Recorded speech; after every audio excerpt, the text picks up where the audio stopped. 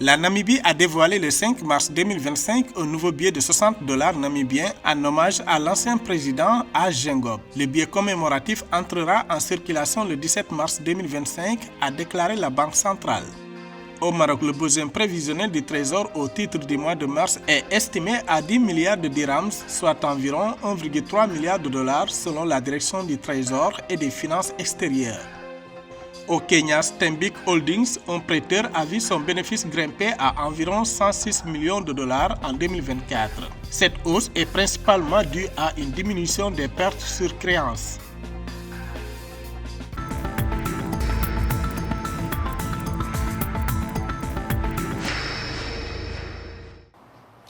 La Banque centrale de la Namibie a dévoilé mercredi 5 mars 2025 un nouveau billet commémoratif de $60 namibiens à l'effigie du défunt président Age Geingob. Le billet de banque en édition spéciale constitue une reconnaissance durable de la vie de service du Dr Geingob et de son dévouement indéfectible à la démocratie, au progrès économique et à l'inclusion sociale de la Namibie.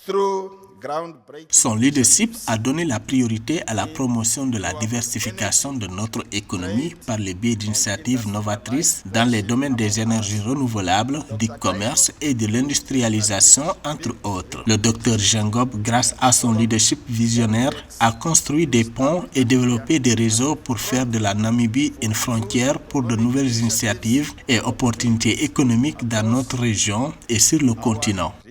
Quant à la Banque de Namibie, elle a salué l'héritage du défunt président Geingob comme un legs qui transcende les générations. Cela comprend notamment l'établissement du fonds Welwitschia, géré par cette institution financière. Je suis heureux d'annoncer que le fonds s'élève désormais à 460 millions de dollars namibiens contre 270 millions de dollars namibiens investis en 2022 lors de son lancement. Ces progrès sont entièrement dus à la vision stratégique du Dr Geingob. Le lancement du billet comprendra une vaste campagne d'éducation du public pour familiariser la nation avec les caractéristiques uniques de ce billet commémoratif avant son émission officielle le 17 mars. Bien que de nature commémorative, l'émission de ce billet de banque s'aligne sur le mandat de la banque en vertu de l'article 38 de la loi de 2020 sur la Banque de Namibie, réaffirmant son rôle dans la sauvegarde de l'identité nationale par le biais de la monnaie.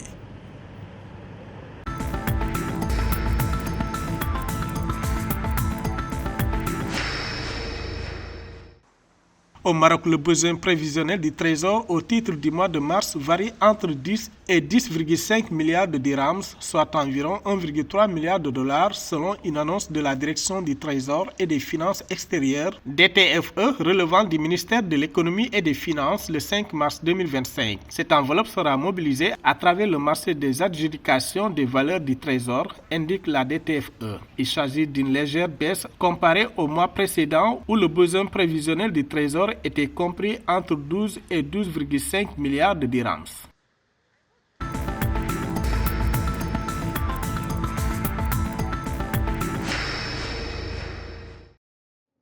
Au Kenya, Stanbic Holdings, un prêteur, a vu son bénéfice grimper à 13,7 milliards de shillings, soit environ 106 millions de dollars en 2024, comparé à ses 12,2 milliards de shillings en 2023. Cette hausse est principalement due à une diminution des pertes sur créances. L'institution a fait cette révélation le 5 mars 2025. Selon Stanbic Holdings, les actions ont grimpé à 167,25 shillings mercredi 5 mars contre 157,75 shillings après que le prêteur a annoncé avoir enregistré une croissance de 12,8% de son bénéfice net.